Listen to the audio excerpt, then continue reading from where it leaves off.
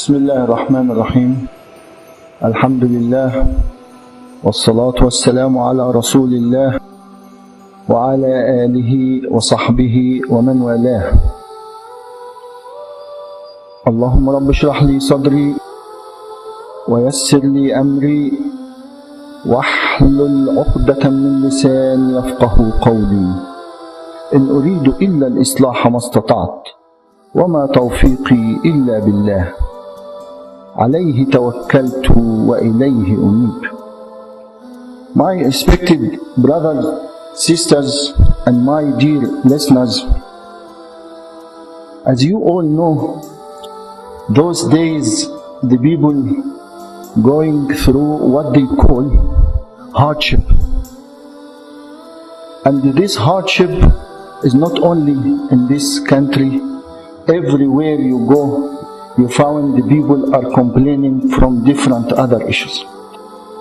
So we decided to highlight the life of one of Sahabat Rasulullah sallallahu alayhi wasallam and live with him for these few moments this afternoon to see how they used to look to this world and what we are going and what this Sahaba used to think of this dunya and what is all about it. Our honorable guest for this afternoon is Sahabi by name Abu-Dardaa.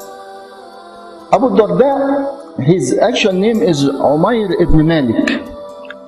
And he got a daughter called Al-Darda, so they call him Abu-Dardaa.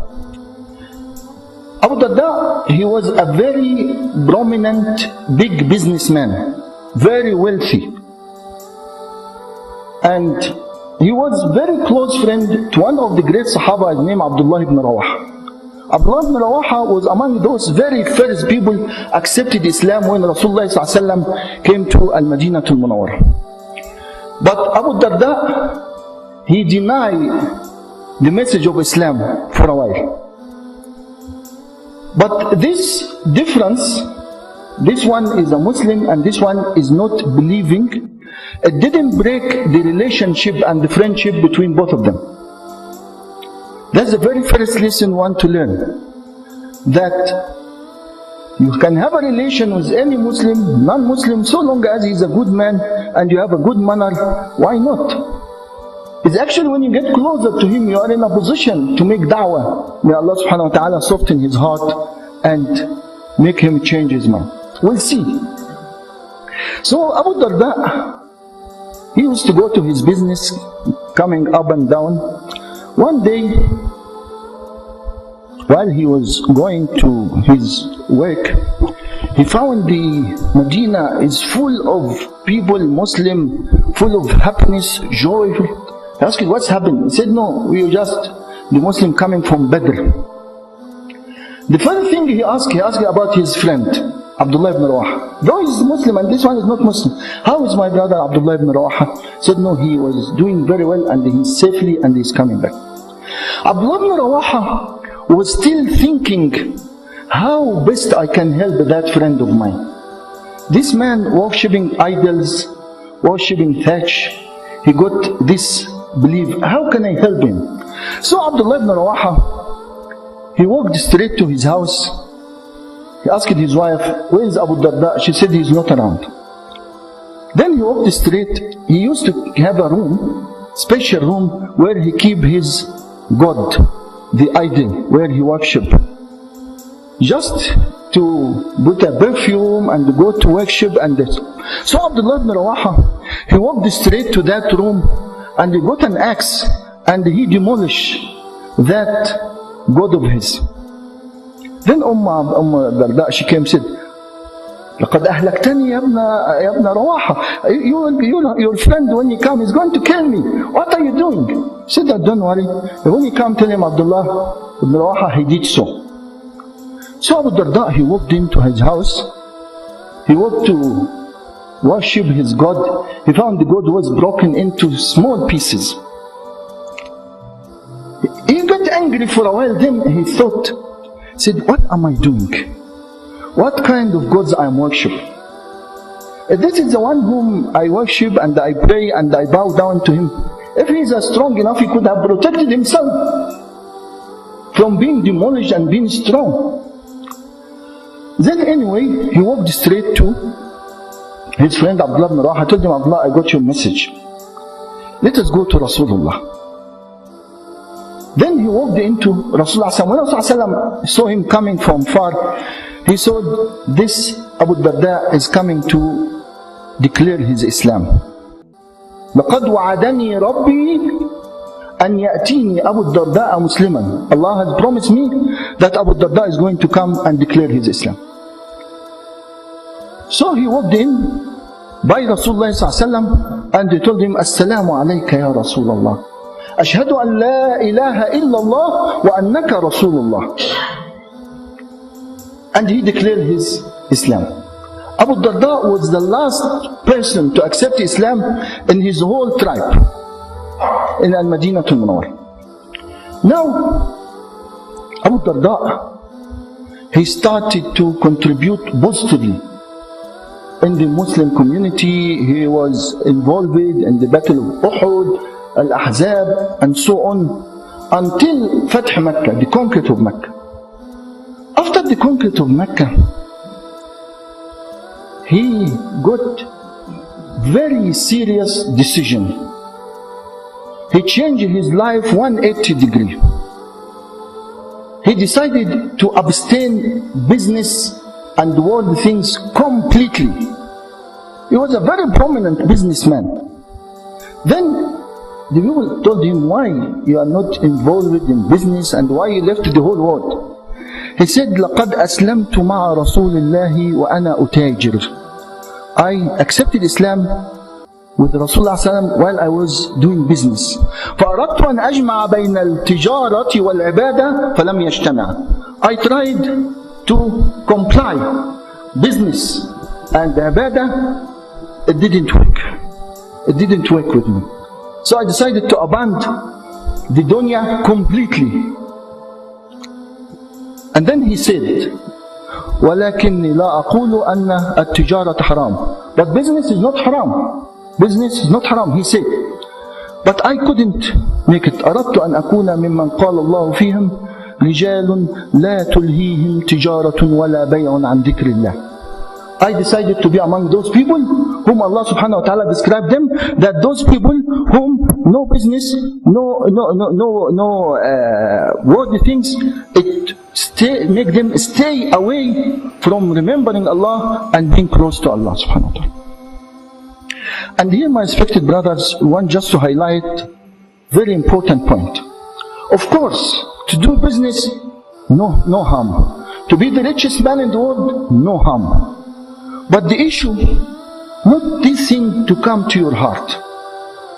You find the people stressed. The people have difficulties throughout. For what? For what? You had enough food for today, alhamdulillah. Alhamdulillah. And among Sahabat Rasulullah we find those examples. Like what Habib said, إِنَّ أَصْحَابِي كَالنُّجُومِ بَأَيِّهِمْ مُقْتَدَيْتُمْ اِهْتَدَيْتُمْ. My companion like the shining stars. There's all the examples. Whom you find, you will follow, you will be guided. You find Sahabi like Abdurrahman ibn Auf. Abdurrahman ibn Auf was the richest among Sahabat Rasulullah. He was very wealthy. But on the other hand, he was very pious. He was among the Ashra al-Mubashirin, the 10 who got the glad tidings. But this dunya didn't come to his heart. So you have this example, Abdurrahman ibn Auf, and you have this example of our honorable guest, Abu-Dardaa. So Abu-Dardaa, he decided just to abandon everything in this world and busy with ibadat only. Now, my respected brothers and sisters, I want to take you closer to Abu-Dardaa. How he think, how he looked to this world things. One day, he was hosting some guests. He offered the people food, everything, whatever he got, he gave it to them. And it was winter time, it was cold weather. So the people was waiting for him to bring them something to cover, like a blanket or so. I found nothing. Then one of them, he said, let me walk to his room. Then by the time he walked into the house, he found the house is literally empty. Doesn't have anything. Then he told the Abu-Dardaa, what is wrong with you? Where's your furniture? Where is your stuff? He told him, you know what, my brother? I got another house. And this house, whenever I got a nice piece, nice good piece, I take it to that house. He mean the house and the day after. Then the man told him, but while you are in this temporary house, why don't keep something to use? He told him, you know what, my brother? The road from this house to that house is not an easy road. It's full of rocks, humps. It's not an easy. So I don't want to carry heavy stuff on my shoulder while I'm moving from this house to that house. Do you understand? He's telling his friend. He said, yes, I do. One day, Abu-Dardaa is telling one of his friends, لا تأكل إلا طيبا ولا تكسب إلا طيبا ولا تدخل بيتك إلا طيبا. And that's actually very, very important message, my brothers. He's telling his friend, eat only halal, pure halal, earn only pure halal, and feed your children and bring to your house pure halal. Because nowadays you find the people feel I'm smart enough, cheating this one, making extra dollars from that one, and so on. If you got a glass of milk and just put one drop of ink, it will spoil the whole thing. So we must be very careful what type of food we eat, what type of money we earn. If there is any suspicious, just keep it away. Sayyidina Abu-Dardaa also, one day he sent a message to one of his friends. He told him, اعلم أن ما أصابك من عرض الدنيا قد كان لغيرك من قبلك وإنه صائر إلى غيرك من بعدك ولن يصيبك منه إلا ما جمعت لنفسك. He's telling his friend, my brother, whatever you got today in your hand, you must know that was belonging to somebody before you. And the very same thing is going to be to somebody after you. And wallahi, when I think of it, just go home today, if you got any property, go to look to your documents. See who was the previous owner. And who was the previous of the previous owner. You find a chain of owners before you. Yes, you got it now in your hand. And tomorrow, you are going to leave it to somebody else. It's not yours. Why you are crying for it? Then Sayyidina Abu-Dardaa, one day, Sayyidina, during the time of Umar al-Khattab, he wanted to appoint him as a governor on Al-Sham. Alhamdulillah, we'll take this clock out. So they told him, I cannot be a governor. I cannot. But if you want me to go to give wa'az, to give nasiha, to give advice to the people, I can do that. Then he walked in to Al-Sham. In fact, we spoke about him for those brothers attending our program in a lot of details. Sayyidina Abu-Dardaa, when he walked to Al-Sham, found luxurious life, this type. Then he was shocked. Then he called the people and said, أيها الناس ما لي أراكم تجمعون ما لا تأكلون وتبنون ما لا تسكنون. Oh people, why are you accumulating so much so which you are not going to eat it all? And you are building all this which you are not going to use it all.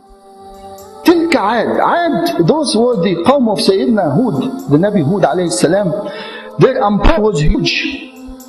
From Aden in Yemen up to Oman in Jordan. Big, huge. And they said, he's just telling the people, look at the Ad. مَلَأُ الدُّنْيَا مَالًا وَأَوْلَادًا. They filled the world with money, children, big empire. And look what they left. They left nothing. Who can buy what they left for 2 dirham today?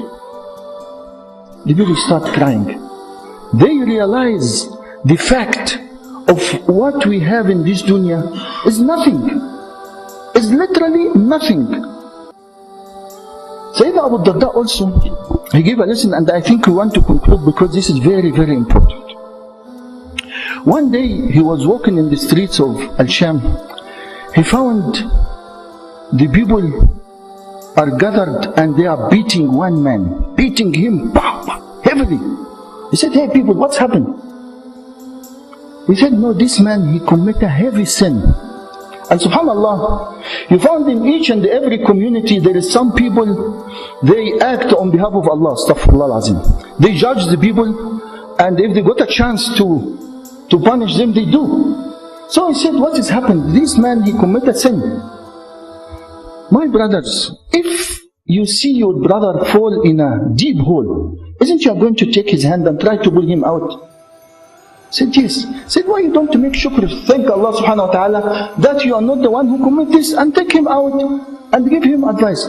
Then these same people, they said, are you happy with what he did? He told him, of course I'm not. I hate what he did, but I don't hate him. He's my brother at the end of the day. And subhanAllah, this reminds me with the story, and I'm sure we mentioned this before, but I would like to highlight it again. It's a true story. It happened actually, one of the ulama, he told me when I was in Medina. A man in Morocco, I'm sure some of my brothers have heard this story. He found there is a man, he is always drunk. He knows nothing in dunya but drinking alcohol only. So one of the bias alim, because it is also, Habib Sallallahu said, ادعو إلى سبيل ربك بالحكمة والموعظة الحسنة. Yani when you try to correct somebody, try with a good manner. So this alim told me that brother, said, brother, life is very short and you're always busy drinking and doing this and that. So while he's talking to him, the azan goes on. So this man told him, Sheikh, do you mind if I come with you for salah? He said, of course I don't. Come. So take him just straight from the bar to the masjid. He walked into the masjid, he made wudu and walked in the masjid. The very same group of people said, no, this man, he shouldn't walk into our masjid. He must go out. And they're about to beat him. He must go and bath first, he's smelly, blah, blah. So this alim, they seem like what Abu-Dardaa did. He tried to protect this man. Tell the people, please, the man first time to walk into the masjid, let him perform his salah. Then after that he go and bath, do whatever. Then subhanallah, salah started. Allahu Akbar. They read the Fatiha. Went into ruku'. Allahu Akbar. Sami Allahu liman hamida. Allahu Akbar. Went into sujood. Everybody came up except this man. He died while he was in sujood. Subhanallah. The man, couple of minutes ago, he was drinking. Allah subhanahu wa ta'ala softened his heart and he made a sincere tawbah. Allah accepted. And he had this end which each and every one of us wish to have such a kind of end. Because Habib sallallahu alayhi wa sallam said, تُبْعَثُونَ عَلَى مَا تَمُوتُونَ عَلَيْهِ. You are going to be resurrected the way you died. Yani if Allah subhanahu wa ta'ala grant us to die while you are in sujood, while you are reading the Quran, while you are in the masjid, you will be resurrected before Allah subhanahu wa ta'ala in that position. May Allah forbid, in any other status, you can imagine. How? So this man, Allah subhanahu wa ta'ala granted him this beautiful end of his life.